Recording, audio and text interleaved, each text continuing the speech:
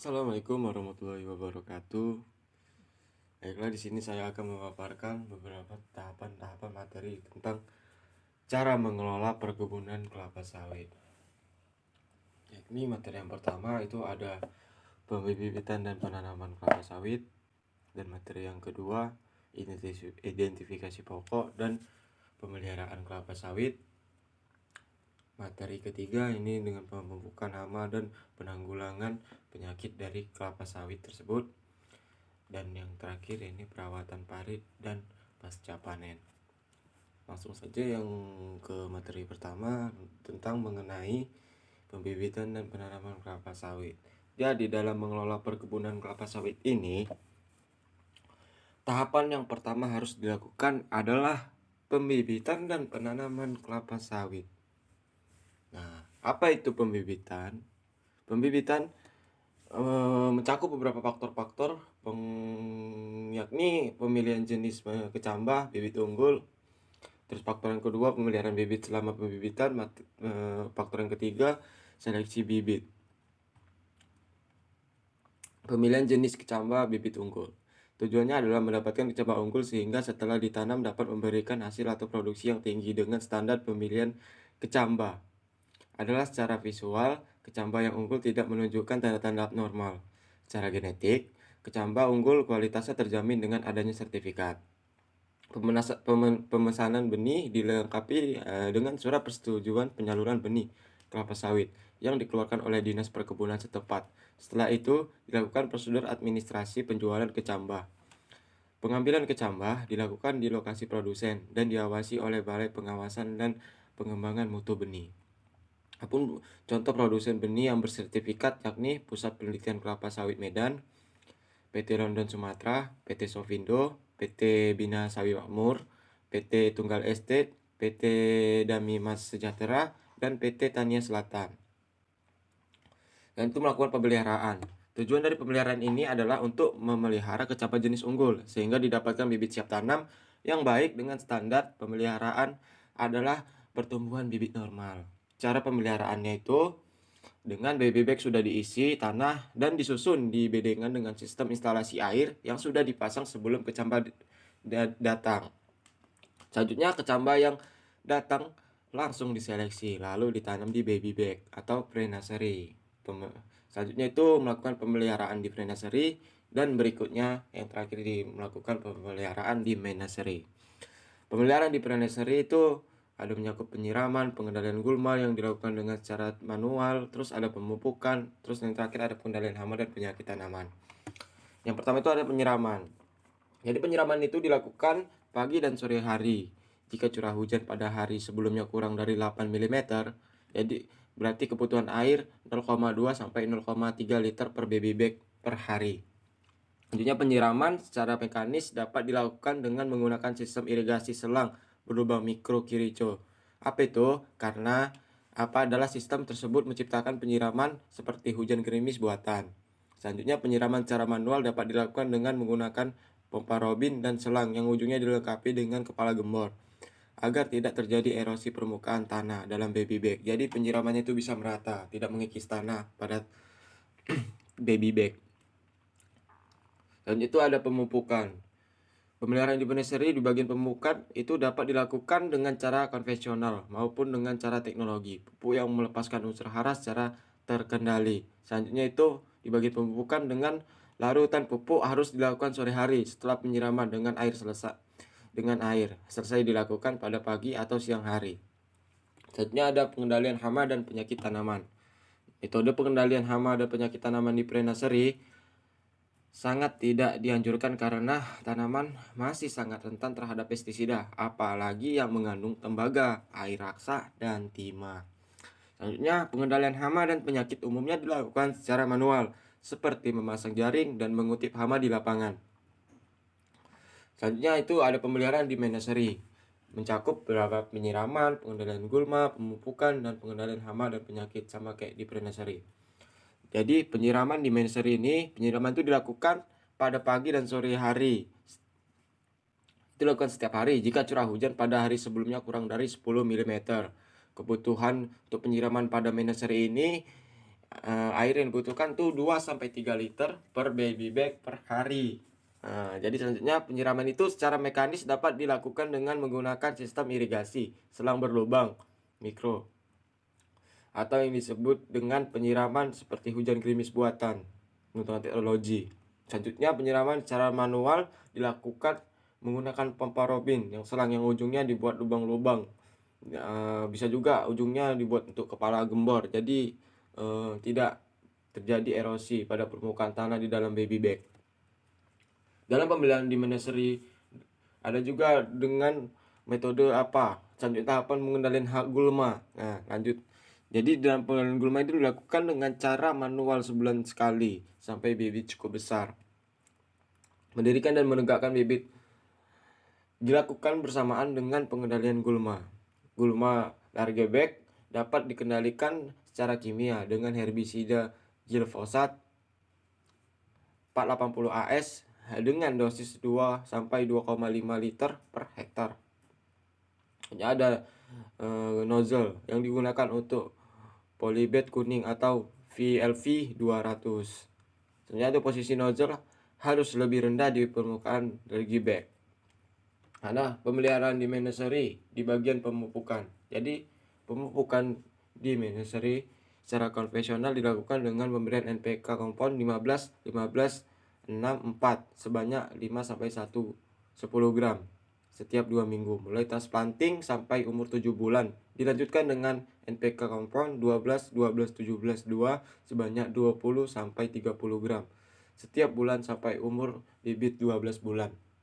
Pemupukan dengan memberikan pupuk CRF seperti Mr. MX 20 6 14 plus 3 cukup dilakukan sekali dengan dosis 50 gram per bibit pada saat transplanting dari pre-nursery ke main-nursery. Ditambah booster 30 gram NPK 15 15 4 6 4 pada umur 9 bulan. Yang terakhir adalah pengendalian hama dan penyakit tanaman pada di nursery. Metode pengendalian hama dan penyakit di pembibitan nursery ini baik yang patogenik maupun fisiologis diupayakan secara manual. Pengendalian secara kimia adalah upaya terakhir yang dilakukan karena memiliki dampak keracunan yang dapat merusak bibit. Jika bibit selesai, maka selanjutnya itu adalah proses menyeleksi bibit. Kecambah abnormal, bibit abnormal, patah atau busuk harus dibuang. Di pre-nursery dilakukan 2 kali seleksi, yaitu pada saat bibit berumur 4-6 minggu dan belum ditransplanting ke main nursery. Selanjutnya di main nursery itu dilakukan 4 kali seleksi dengan membuang bibit abnormal dengan ciri-ciri yaitu kelainan pada habitus tanaman, kelainan pada bentuk daun, dan kelainan pada daya tumbuh. Contohnya itu jika bibitan sudah diseleksi dengan melakukan penanaman pada kelapa sawit. Penanaman itu mencakup beberapa tahapan. Ini tahapan pemancangan, tahapan pembuatan lubang dan pembukaan lubang tanam, dan terakhir adalah penanaman.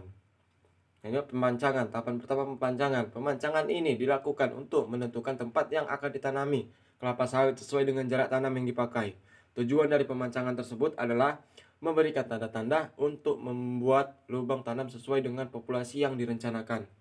Tujuan yang lain adalah sebagai pedoman untuk pembuatan teras atau tapak kuda, drainase lapangan, dan menanam kacangan.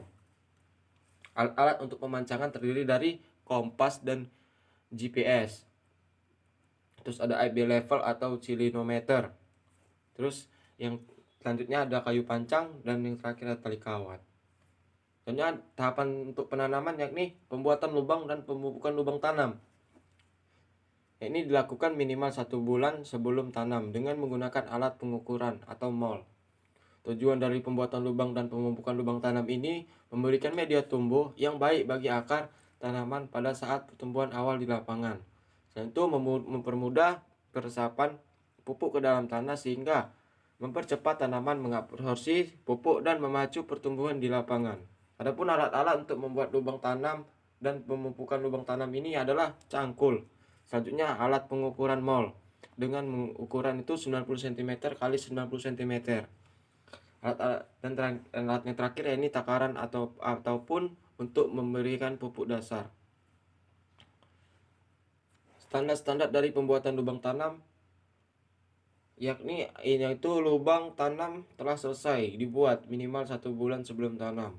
Ukuran lubang tanam idealnya itu 90 cm kali 90 cm kali 60 cm atau minimal 60 cm kali 60 cm kali 60 cm. Selanjutnya, standarnya tanah hasil galian harus dipisahkan antara topsoil dengan subsoil. Dinding lubang tanam harus tegak dan tidak boleh terbentuk lain.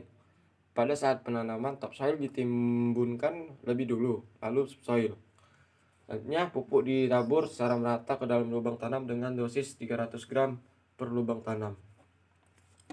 Dan yang terakhir, itu adalah penanaman. Pelepasan lari gebek dari bola tanah dilakukan dengan cara mengoyakkan lalu bibit diletakkan hati-hati ke lubang tanam yang telah diberikan pupuk dan ditimbun dengan topsoil. Nah, permukaan atas bola tanah harus sejajar dengan permukaan tanah asli.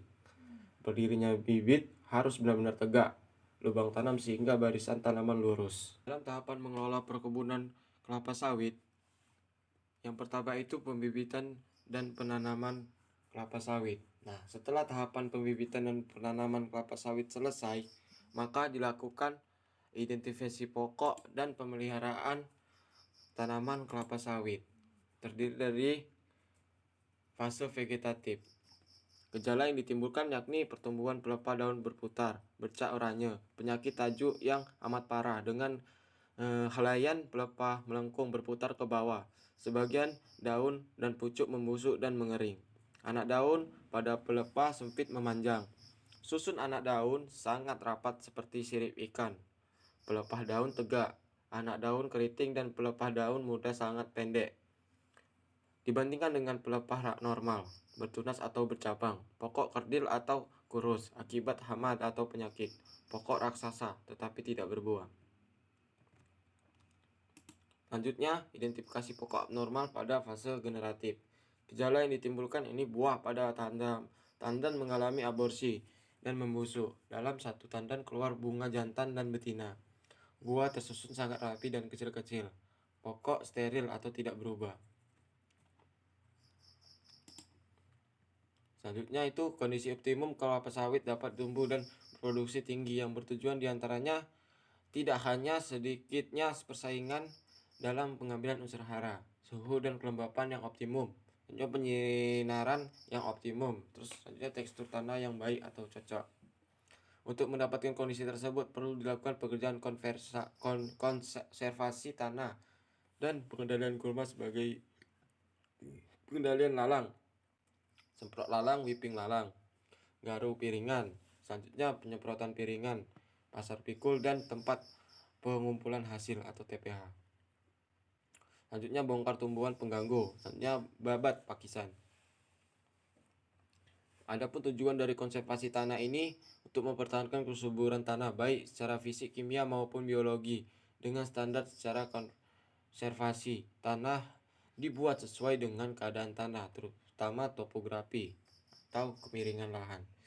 Jenis-jenis konservasi tanah ini terdiri dari kacangan penutup tanah dan tanah rata, kacangan dan benteng teras serta tapak kuda pada tanah yang agak miring dan miring, keras bersambung pada tanah miring dan sangat miring, tapak kuda pada tanah miring dan penanaman Flemingea sp pada tanah timbun. Pembuatan parit pada tanah-tanah rendah di setiap klarifikasi kemiringan tanah. Alat yang digunakan sesuai dengan kebutuhan baik secara manual maupun mekanis. Rotasi yang dilakukan sesuai dengan kebutuhan umumnya pembuatan hanya dilakukan sekali dan dilanjutkan dengan pemeliharaan rutin setahun sekali. Selanjutnya ada pengendalian lalang. Tujuan dari pengendalian lalang ini untuk menekan pertumbuhan lalang karena merupakan pesaing bagi tanaman kelapa sawit dan mengambil unsur hara dari dalam tanah dan dapat menurunkan produksi sebesar 25% dengan standar kebun bebas dari lalang. Cara-cara untuk mengendalikan lalang ini terdiri dari kondisi kebun yang hanya ditumbuhi sedikit sekali lalang bisa dikendalikan dengan whipping lalang. Itu dengan mengusap permukaan daun lalang dengan kain yang telah dibasahi larutan herbisida. Yang ada tahapan-tahapan pekerjaan whipping lalang sebagai berikut. Kain katun yang berukuran 3 kali 12 cm dibalutkan pada 3 jari tangan. Rumput lalang dibersihkan dari sampah-sampah sekitar pangkalnya dengan menggunakan arit kecil. Jari tangan yang telah dibalut dicelupkan menggunakan larutan herbisida, lalu diperas sedikit agar tidak menetes. Ada penyapuan agar tidak menetes. Jadi penyapuan dimulai dari batang bawah sampai ke ujung daun. Secara merata dan basah. Lalu dilakukan perhelaian daun lalang. Hindari pecahnya batang atau daun lalang, apalagi tercabut sewaktu penyapuan dan pembersihan sampah. Untuk menghindari terjadinya lalang yang dapat menyebabkan penyapuan atau terjadi pengulangan whipping, maka ujung lalang yang telah di whipping diputus sekitar 1 cm. Herbisida yang dipakai adalah glyphosate seperti amyphosate 480 AS konsentrasi 1 sampai 1,3% tambah sulfaktan dengan konsentrasi 0,5%. Pertumbuhan lalang yang terpencar-pancar akan lebih efektif jika dikendalikan dengan metode spraying. Dan yang terakhir, jenis herbisida yang efektif untuk lalang adalah jenis herbisida Amiset 480 AS dengan kawasan terbuka sebesar 6,0 sampai 7,0, kawasan terlindung 4,0 sampai 5,0. Jenis alatnya itu Solo atau CP15. Jenis nozzle-nya itu VLV 200 polyjet biru.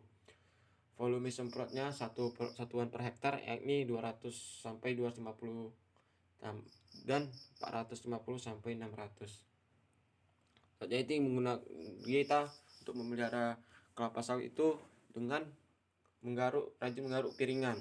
Tujuan dari garuk piringan ini untuk membersihkan piringan dari rumput-rumputan, kacangan, sampah, dan tumbuhan lainnya untuk mempermudah pengutipan blondolan dan dapat tempat penaburan pupuk dengan standar piringan yang harus bersih dan jari-jari piringan setinggi 1 meter untuk umur 1 sampai 2 tahun pokok sawit. 1,5 meter untuk umur 2 sampai 3 tahun pokok sawit. 2 meter untuk umur 3 sampai 4 tahun pokok sawit. Cara untuk bikin garuk piringan ini adalah piringan digaruk bersih dan alat garuk.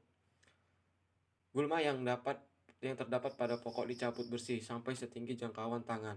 Di lahan rendah atau basah dapat dilakukan dengan cara dibabat secara tandas.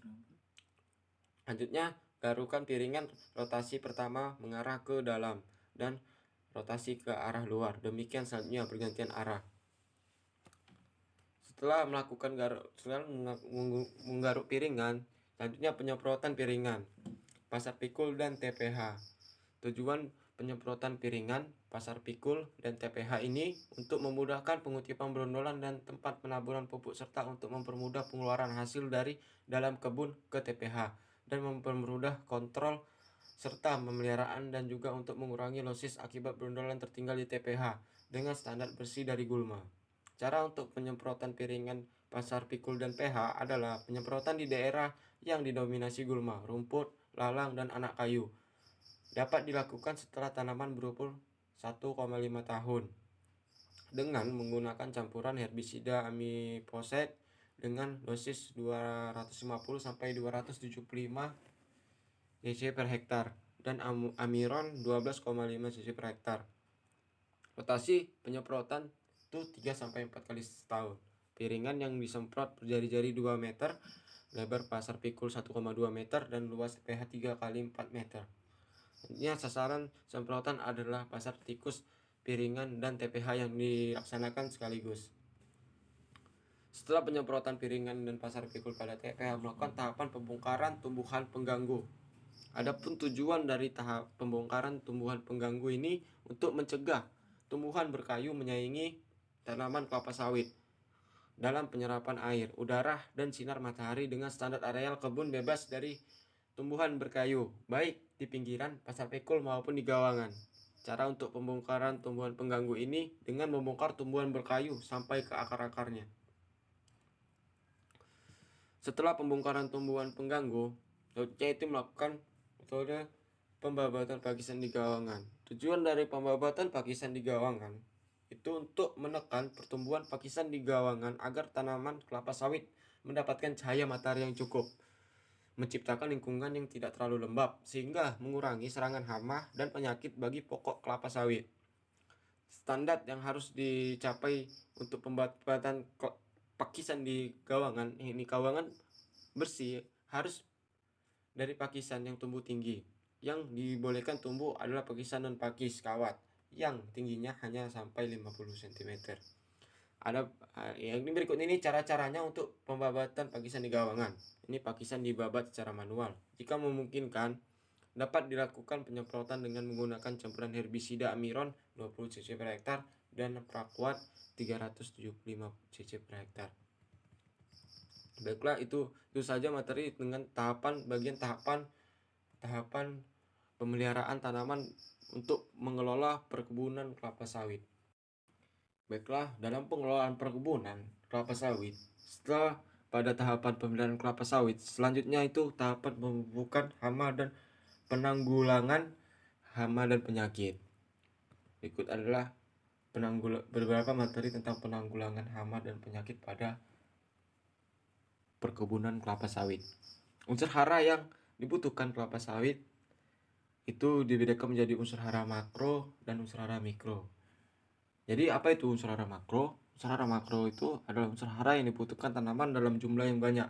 Apabila mengalami kekurangan, akan mengakibatkan pertumbuhan tanaman atau produksi berkurang. Yang termasuk unsur hara makro adalah itu NPK, Ca, dan Mg. Unsur hara mikro itu adalah unsur hara yang dibutuhkan tanaman dengan jumlah sedikit. Apabila kurang sedikit saja dalam pemberiannya akan mengakibatkan terganggunya pertumbuhan tanaman, dan apabila kelebihan sedikit saja akan menyebabkan keracunan pada tanaman. Adapun terdapat unsur hara mikro ini antara lain adalah B, Cu, dan Zn. Adapun gejala kekurangan unsur hara nitrogen, yakni daun menjadi kuning pucat dimulai dari daun termuda. Dan itu ada daun pendek keras. Gejala kekurangan unsur hara fosfor, daun memendek dan anak daun keunguan. Daun rerumputan di sekitar tanaman berwarna ungu memanjang. Batang dan tandan mengecil. Gejala kekurangan unsur hara kalium. Adapun gejalanya yakni pada daun terdapat bercak warna kuning. Gejala kekurangan unsur hara magnesium. Adapun gejalanya terdapat ciri-ciri jadi daun menguning merata pada daun yang tua, dimulai dari ujung daun sampai ke pangkal anak daun. Gejala berat ditandai dengan jaringan yang mati, ditemui dari pinggir daun sampai ke anak daun. Gejala yang lain ini gejala tersebut hanya ditemukan pada daun yang terkena cahaya matahari. Hanya ada gejala kekurangan unsur hara boron. Gejala tersebut meliputi ujung anak daun berbentuk pancing. Terdapat daun mengeriting seperti tanda bahaya pada gardu listrik. Itu gejala selanjutnya ini bagian ujung daun memendek. Adapun pengambilan contoh daun. Adapun tujuan dari pengambilan contoh daun ini untuk mendapatkan contoh daun yang mewakili. Itu mempersiapkan contoh daun dengan baik untuk dikirim ke laboratorium. Melihat kandungan unsur hara pada tanaman kelapa sawit secara akurat. Tujuan yang lain yakni panduan pemupukan akan dibuat berdasarkan kondisi kandungan hara yang terbaca saat analisa daun. Adapun standar-standar untuk pengambilan contoh daunnya itu pokok isu harus sehat, normal serta tidak tumbuh di batas kebun, pinggir jalan, sungai, kampung, dan parit. Daun yang diambil sekitar daun ke-17. Contoh tunggal digabung menjadi satu contoh atau kelompok. Adapun cara mengambil untuk contoh daun, cara pengambilannya ini pilih pokok yang memenuhi syarat, lalu tentukan daun nomor ke-17. Apabila pokok contoh tidak memenuhi syarat, maka mundur satu atau maju satu pokok dari NS ulama. Pokok daun ke-17 dengan dodos atau egrek yang tajam. Ambil 4 lembar anak daun pada bagian tengah pelepah masing-masing 2 dari kiri dan 2 dari kanan. Apabila bagian tengah anak daun sepanjang 20 cm, masukkan ke dalam kantong plastik dan beri tanda atau label sesuai dengan nomor pokok sampel. Isi belangko pengamatan visual sesuai dengan keadaan tanaman pada saat pengambilan contoh daun. Cicirlah sampel atau dengan menggunakan kapas dan kain katun yang bersih yang telah dicelupkan ke air bersih. Buang lidi daun. Gabungkan sampel tunggal menjadi satu sampel kelompok. Beri label atau kirimkan segera ke pengeringan. Keringkan sampel dalam oven dengan suhu 80 derajat Celcius selama 24 jam. Selanjutnya keluarkan sampel dari oven setelah kadar air yang diinginkan sudah tercapai atau daun telah rapuh. Selanjutnya waktu pengeringan, tebar satu sampel atau satu rak. Selanjutnya beri label sehingga sampel tidak tercampur. Selanjutnya sampel yang sudah kering dimasukkan ke dalam kantong plastik atau diberi label. Selanjutnya kirimkan sampel ke laboratorium secepat mungkin. Sebelum dikirim simpanlah sampel di tempat kering. Ada beberapa pemupukan.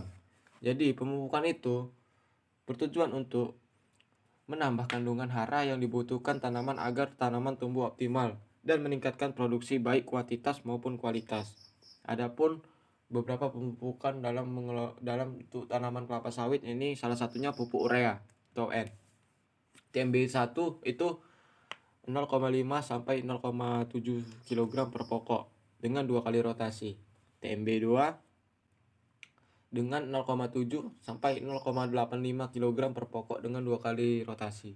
TMB3 dengan 0,9 sampai 1,25 kg per pokok dengan 2 kali rotasi. TM muda atau dengan umur sekitar 3 sampai 5 tahun dengan 0,9 sampai 1,75 kg per pokok dengan 2 kali rotasi. TM remaja sekitaran umur 6 sampai 15 tahun dengan dosis 1 sampai 3 kg per pokok dengan 2 kali rotasi. TM tua umur sekitaran 15 tahun ke atas dengan dosis 1,5 sampai 2,5 kg per pokok dengan 2 kali rotasi. Dan cara-cara untuk pemupukan urea dalam tanaman kelapa sawit ini yaitu karena sifat urea ini mudah menguap dan tercuci, maka pemupukan hendaknya dilakukan pada saat piringan bersih. Ditabur merata dalam piringan dengan jarak 0,5 meter dari pangkal pokok sampai pinggir piringan. Kalau ada pupuk yang menggumpal harus dipecah dulu. Jangan pupuk dengan urea pada tanaman yang terkena penyakit crown death. Untuk pokok yang di pinggir jalan, sungai, parit, dan tapak kuda, taburkan pupuk di bagian dalam atau atas piringan. Atau bisa juga setengah, atau dengan kata lain setengah lingkaran. Selain pupuk urea, dalam tanaman kelapa sawit menggunakan pemupukan fosfor. Dalam pemupukan fosfor, lubang tanam itu sekitar 0,25 sampai 0,5 kg per pokok dengan 1 kali rotasi. TMB1 sebesar 0,75 sampai 1,25 kg per pokok dengan 2 kali rotasi. TMB2 sebesar 0,5 sampai 1 kg per pokok dengan 2 kali rotasi. TMB3 sebesar 0,75 sampai 1 kg per pokok dengan 1 kali rotasi. TM muda umur sampai 5 tahun 0,75 sampai 1,5 kg per pokok dengan 1 kali rotasi. Tanaman remaja umur 6 sampai 15 tahun dengan 1,25 sampai 3,5 kg per pokok dengan 1 kali rotasi. Tanaman tua umur 15 tahun ke atas itu sebesar 1,5 sampai 3 kg per pokok dengan 1 kali rotasi. Adapun cara-cara untuk menggunakan pupuk fosfor ini adalah pada TBM sampai dengan umur 5 tahun. Semua pupuk tersebar di dalam piringan secara melingkar dan merata.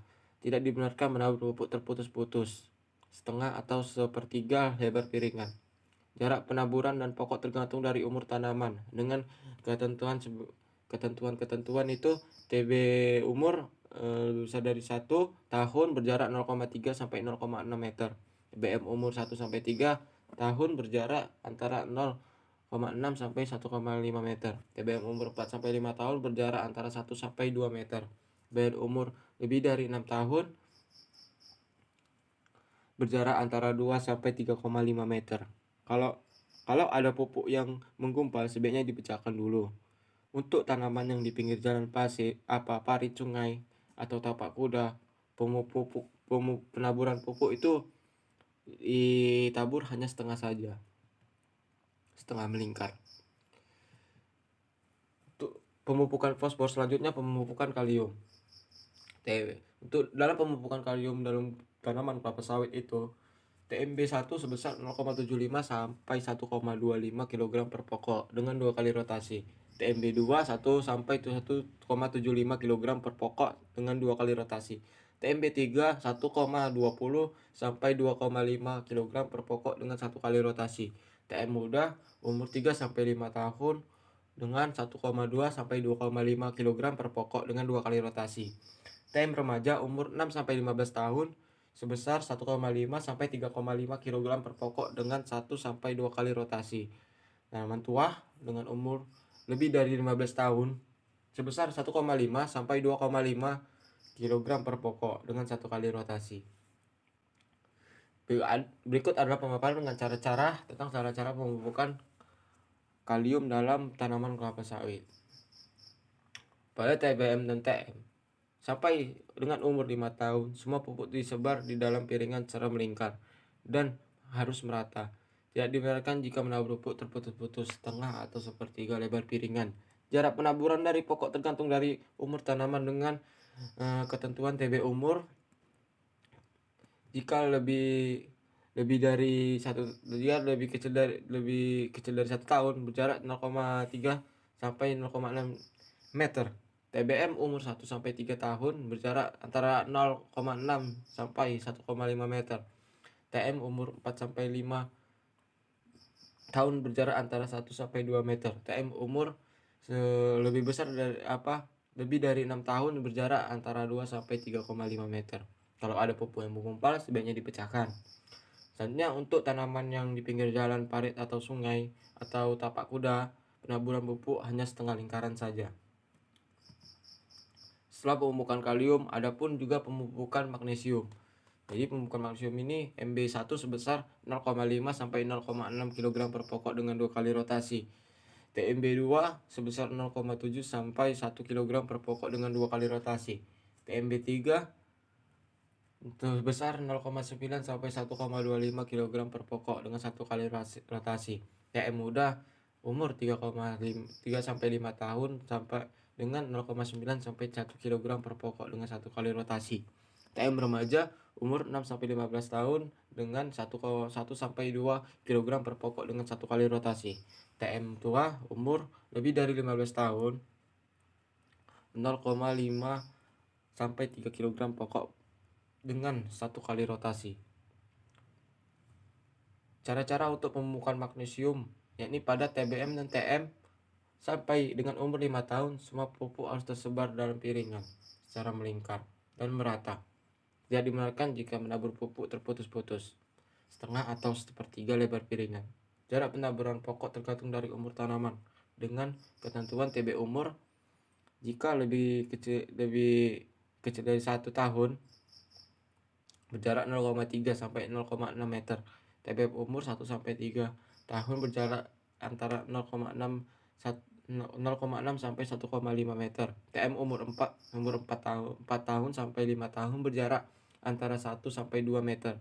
TM umur lebih dari 6 tahun berjarak antara 2 sampai 3,5 meter. Kalau ada pupuk yang menggumpal sebaiknya dipecahkan terlebih dahulu. Dan untuk tanaman yang di pinggir jalan, parit, sungai, dan tapak kuda, penaburan pupuk hanya setengah lingkaran saja. Setelah pemupukan magnesium, ada pun pemupukan baron. Jadi pemupukan baron pada perkebunan kelapa sawit ini, TMB satunya sebesar 20 sampai 30 gram per pokok dengan 1 kali rotasi jika ada gejala defisiensi. TMB2 sebesar 30 gram per pokok dengan 1 kali rotasi. TMB3 50 gram per pokok dengan 1 kali rotasi. TM muda dengan umur 3 sampai 5 tahun dengan dosis 50 sampai 100 gram per pokok dengan 1 kali rotasi. Cara-cara untuk pemupukan baron ini dilakukan secara rutin pada TBM sedangkan pada TM hanya dengan khusus tertentu atau defisiensi. Untuk dosis sampai dengan 50 gram per pokok diberikan pada ketiak daun ke-17 atau ke-25. Untuk dosis di atas 50 gram per pokok ditabur di piringan mulai dari pangkal batang sampai 1 meter. Pupuk yang menggumpal perlu dipecahkan terlebih dahulu. Untuk pokok yang di pinggir jalan, sungai, parit, dan tapak kuda, pupuk ditaburkan secara lingkaran di dalam atau bagian atas. Selanjutnya, setelah pemupukan, melakukan pengamatan. Jadi tujuan pengamatan ini untuk mengetahui secara dini adanya hama atau penyakit pada tanaman kelapa sawit, mengetahui perkembangan populasi hama atau penyakit dan tingkat keserangannya, mengetahui jenis hama dan penyakit yang menyerang tanaman, terakhir sebagai dasar penentuan strategi pengendalian. Adapun standar pengamatan yang harus dilakukan ini ambang toleransi. Ulat api dan ulat kantong itu sebesar 3-5 ulat per pelepah. Tikus itu lebih dari 5% pohon yang terserang.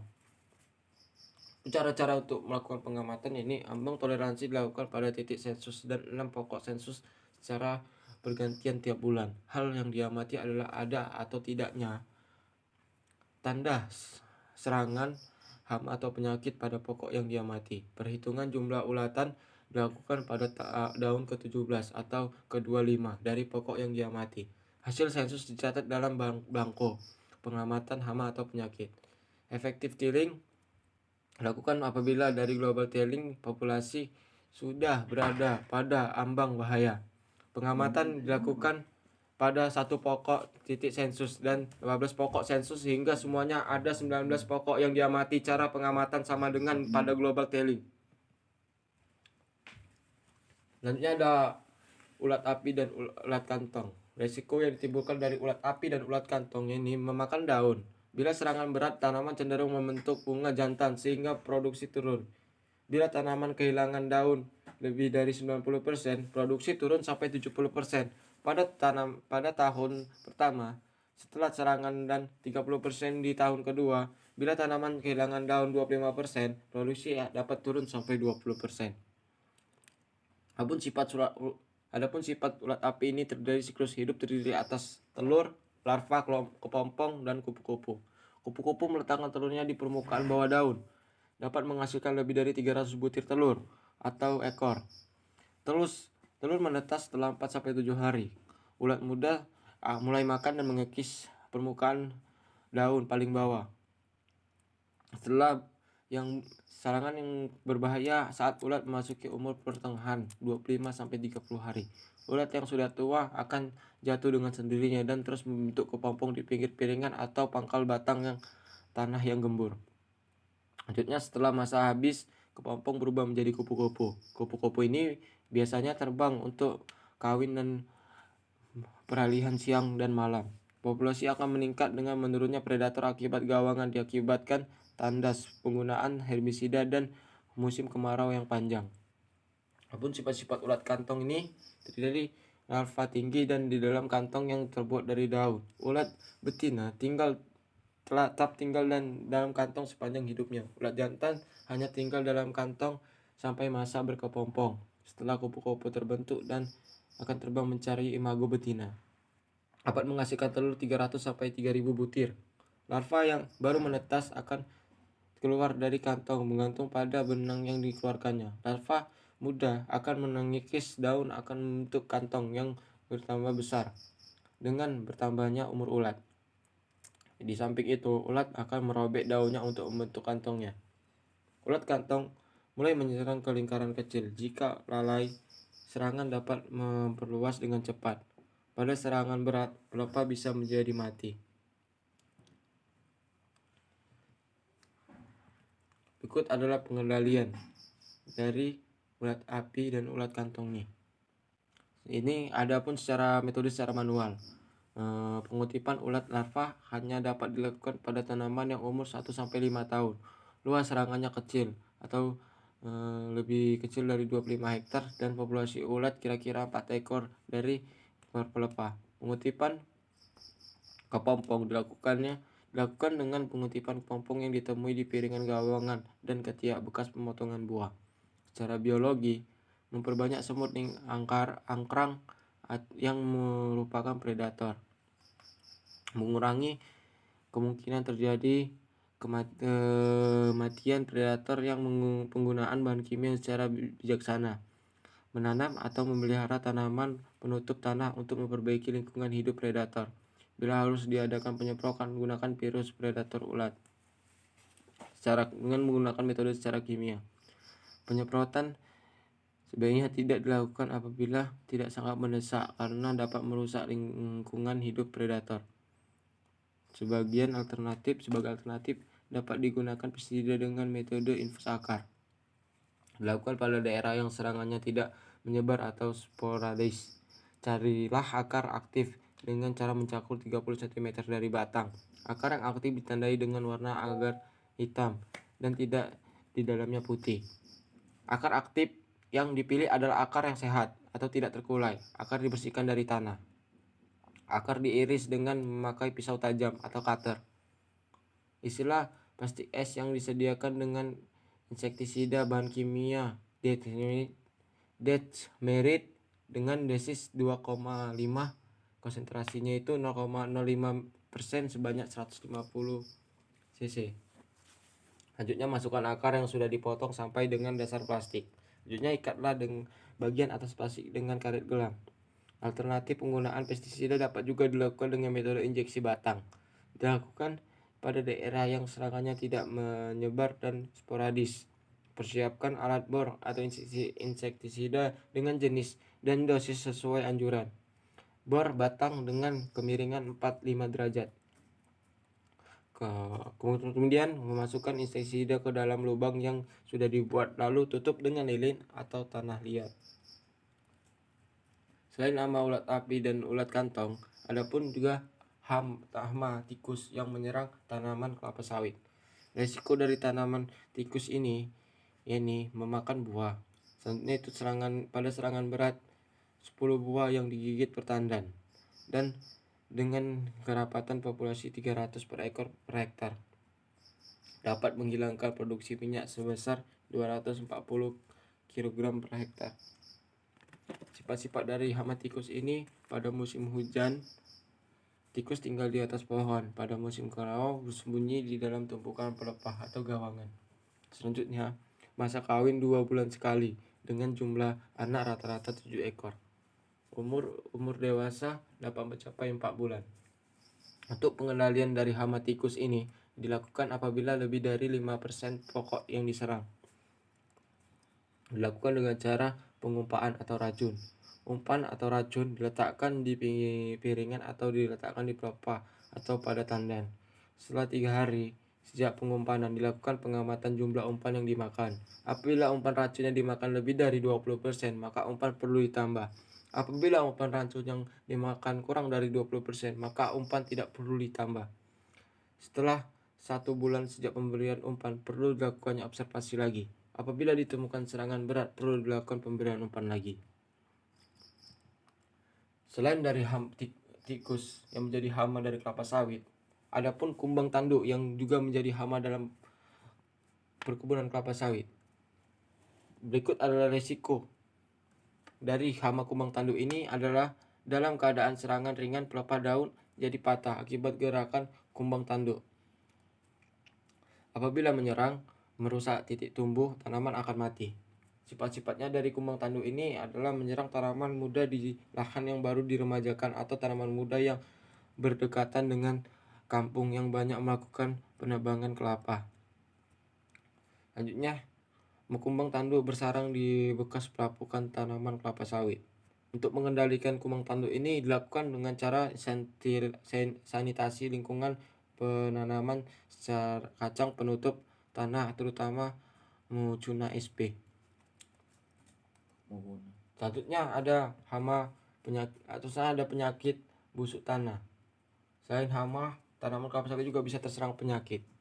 Salah satunya adalah penyakit busuk tanah. Jadi resiko dari penyakit busuk tanah ini menyebabkan buah busuk.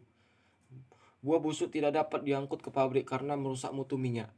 Sifat-sifatnya yang dari penyakit buah busuk ini adalah disebabkan oleh cendawan marasmin, Palmivorus yang senang hidup pada daerah dengan kelembapan tinggi, dengan tanaman yang tidak bersih dari bekas bunga jantan dan tumbuhan epifit.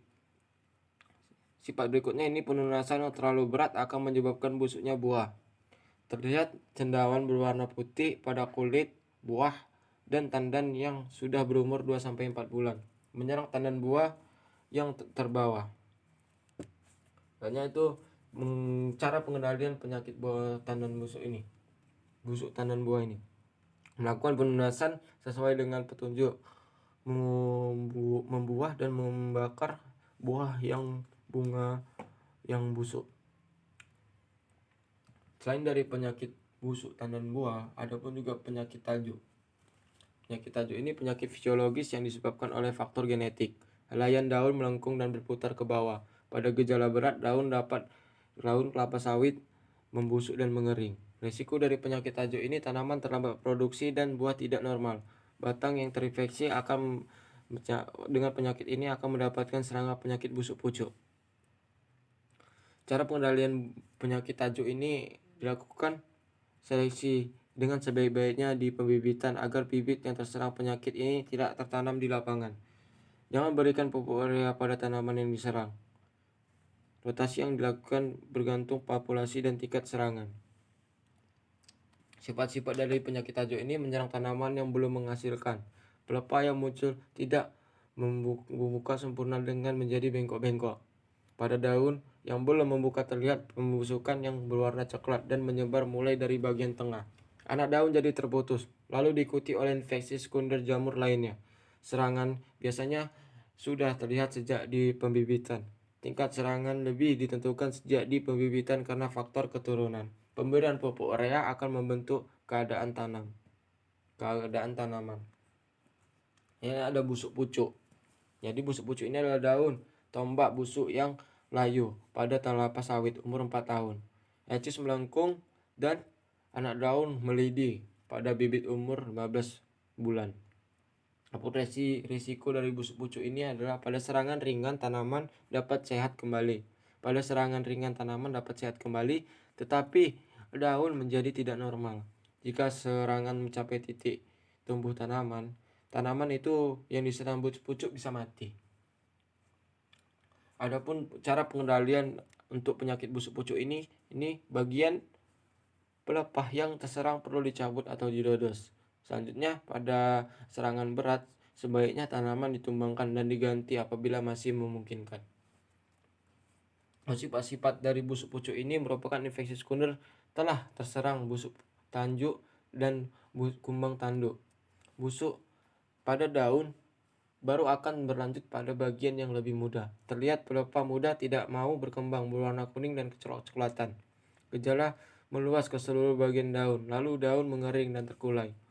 Pucuk tersebut akan mudah tercabut, sebagian pangkalnya kelihatan hancur dan mengeluarkan air yang berbau busuk. Baiklah, itu beberapa materi tentang pemupukan dan hama penyakit dalam pengolahan kelapa sawit yang terdapat pada tahapan-tahapan pengelolaan perkebunan tanaman kelapa sawit. Baiklah, untuk tahapan terakhir dalam mengelola perkebunan kelapa sawit yakni dengan melakukan perawatan parit dan panen atau potong buah. Selanjutnya, perawatan parit. Perawatan parit ini bertujuan untuk dapat mengalirkan kelebihan air dari blok atau kebun ke luar kebun dengan lancar. Dengan demikian, kadar air tanah stabil antara 20-25% dengan kedalaman aras air optimal 60 cm. Standarnya dari perawatan parit ini adalah dengan kondisi parit bersih dari gulma dan benda-benda yang lain yang menghalangi kelancaran aliran air. Juga kedalaman parit masih menunjang kelancaran aliran air. Cara-cara dalam perawatan parit ini adalah membuat sistem drainase berjenjang berupa drainase lapangan, drainase pengumpul, dan drainase pembuangan. Drainase lapangan berupa parit buatan yang berfungsi menahan air yang ada dan mengalirkannya di permukaan tanah. Drainase pengumpul dibangun berupa parit buangan atau kolam, waduk, dan sebagainya yang berfungsi mengumpulkan air dari suatu area tertentu dan mengalirkan air dari suatu areal ke areal tertentu dan mengalirkannya ke pembuangan. Drainase pembuangan berfungsi mengeluarkan air dari suatu areal tertentu dengan memanfaatkan kondisi alam yang ada seperti sungai, jurang, dan rendahan. Setelah melakukan perawatan parit, lakukanlah dengan mengenai tentang panen atau potong buah. Panen potong buah ini bertujuan untuk memotong dan mengutip TBS pada tingkat kematangan yang sesuai sehingga mendapatkan kandungan minyak yang diharapkan tanpa membuat kerusakan pada tanaman. Dengan standar kriteria pematangan panen adalah satu brondolan yang jatuh secara alami per kilo TBS, dan semua buah yang sudah matang panen harus dipanen. Cara-cara dalam panen atau potong buah ini adalah potong TBS yang sudah memenuhi standar dengan menggunakan alat yang tepat seperti dodos untuk pokok rendah dan egrek untuk pokok tinggi. Pelepah yang dipotong untuk panen disusun rapi di gawangan mati. Brondolan dikutip bersih termasuk pelepah karena brondolan mempunyai minyak sebesar 40%. Gagang tandan dipotong mepet panjang gagang maksimum 2 cm. Tandan dan brondolan diangkut ke TPH. Tandan disusun rapih di TPH. Brondolan ditumpuk terpisah di pinggir TPH. Cabang yang tinggal di pokok harus lebih dari 48 cabang per pokok atau lebih dari 2. Bila perlu panen tanpa membuang pelepah. Adapun alat-alat panen atau potong buah ini terdiri dari dodos, egrek, kampak untuk memotong gagang panjang, terus ada angkong, dan terakhir ada gancu. Untuk rotasi dari panen atau potong buah ini 7 hari sekali. Kembali ke seksi pemotongan buah yang sama. Produktivitas hasil TBS per hektar. Produktivitas hasil panen TBS per hektar per tahun ditentukan oleh keaslian sumber genetik tanaman yang digunakan. Produktivitas hasil panen TBS per hektar per tahun jenis bibit yang sama akan berbeda genetik tanaman yang digunakan. Produktivitas hasil sangat ditentukan oleh umur tanaman. Produktivitas hasil ditentukan oleh efektivitas tenaga kerja, pusingan, potong buah, kematangan buah, losis panen, dan jumlah tenaga kerja potong buah yang tersedia. Adapun setelah melakukan panen atau potong buah, ini tahap selanjutnya melakukan yang namanya tunas pokok. Jadi tunas pokok ini bertujuan untuk menghindari kehilangan brondolan yang tersangkut di pelepah dan mengurangi kelembapan untuk mencegah berkembangnya penyakit. Dengan standar adalah 2 atau lebih dari 48 pelepah per pokok. Alat-alat untuk menunas pokok ini terdiri dari dodos untuk tanaman umur lebih dari 8 tahun, egrek untuk tanaman umur 8 tahun atau lebih, dan yang terakhir kampak untuk memotong gagang panjang.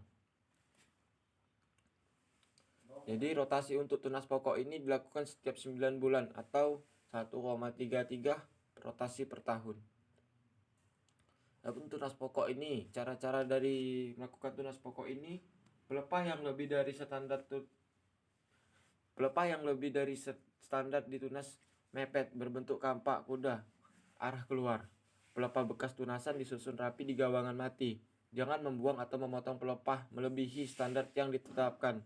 Apabila tetap melakukan penunasan atau membuang pelepah lebih dari standar baik saat panen maupun penunasan secara khusus, berarti lebih berbahaya akibatnya dari serangan ulat api dan ulat kantong.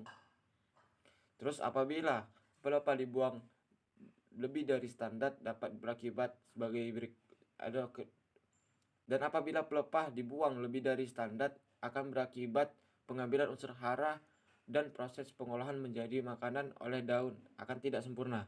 Pembentukan TBS tidak sempurna. Kematangan TBS tidak merata. Terus TBS yang berbentuk menjadi busuk. Tanaman hanya mengeluarkan bunga-bunga jantan. Dan akibat yang lainnya yakni pertumbuhan batang cepat. Semakin ke atas akan semakin kecil. Selanjutnya adalah pemaparan mengenai struktur organisasi dari pengelolaan perkebunan kelapa sawit. Jadi Dalam organisasi kebun itu merupakan kumpulan orang-orang atau badan-badan yang secara bersama-sama menjalankan suatu usaha untuk mencari suatu tujuan yang diinginkan perusahaan. Dalam organisasi akan tercakup unsur manusia yang akan berperan dan bertanggung jawab sesuai tugasnya masing-masing. Demi tercapainya tujuan, perusahaan dipimpin oleh seorang manajer kebun, dibantu oleh manajer area, kepala divisi, kepala tata usaha, kepala petugas umum, dan kepala keamanan. Adapun tugas dan tanggung jawab masing-masing personalia berikut adalah: yang pertama, manajer kebun.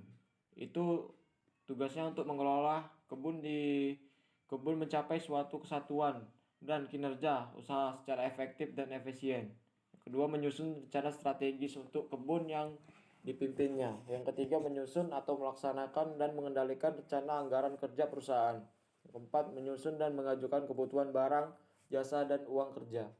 Berikut ada manajer area, mengkoordinir penyusunan rancangan anggaran kerja perusahaan di bagian tanaman, sesuai pengarahan manajer dan ketentuan yang berlaku. Yang kedua, mengawasi kualitas dan kuantitas tanaman kelapa sawit dan hasil TBS. Yang ketiga, ada merencanakan kebutuhan tenaga kerja untuk operasional tanaman dan mengatur atau mengawasi penggunaannya.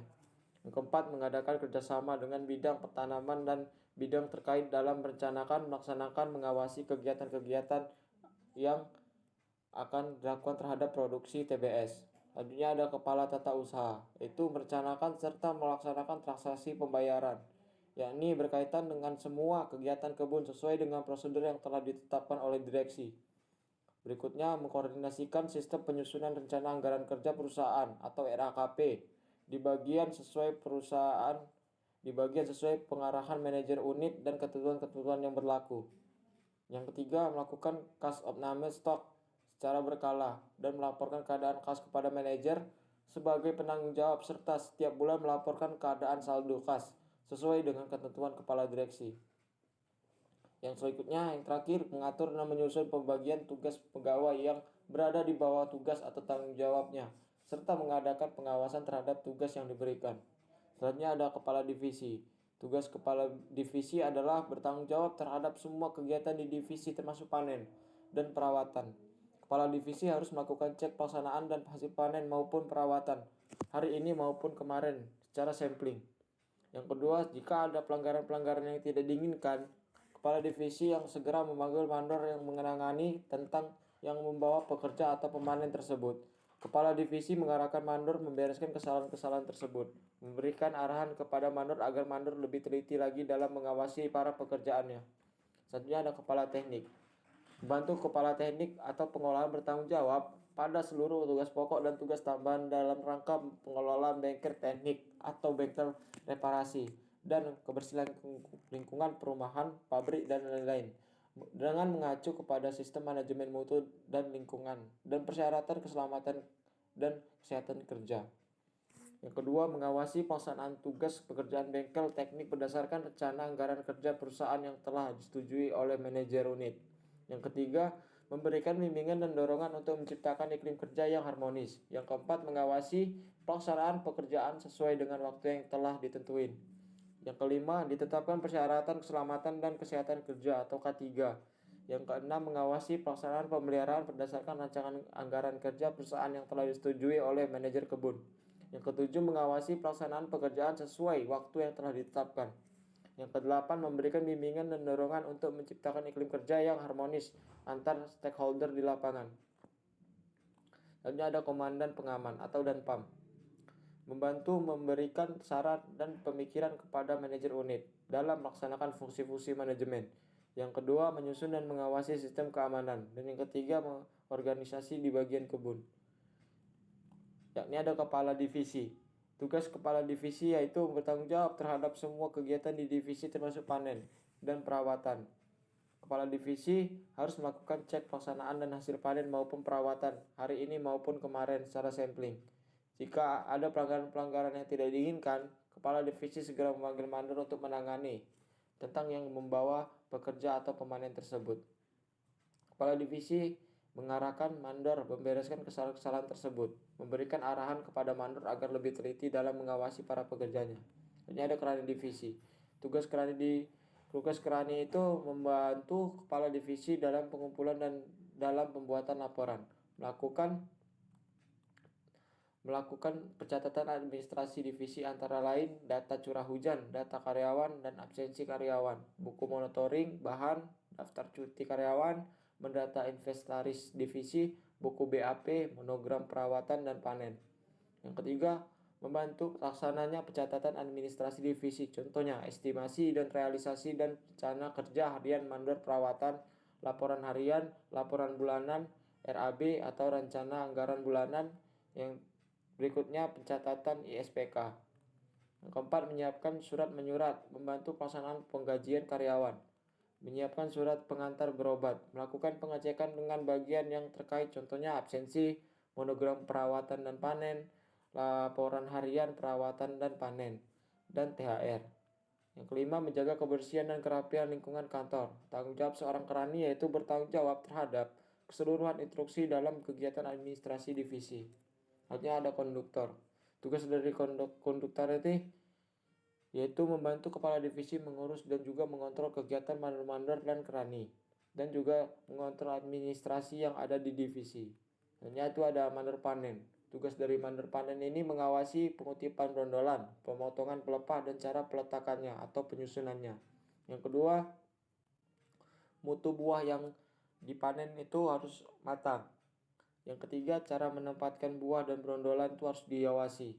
Terus, cara pengawasan mandor panen terhadap pemanen adalah orang per orang, ancak per ancak di kemandorannya. Seorang mandor harus tahu setiap kejadian pada ancak tiap-tiap pemanennya.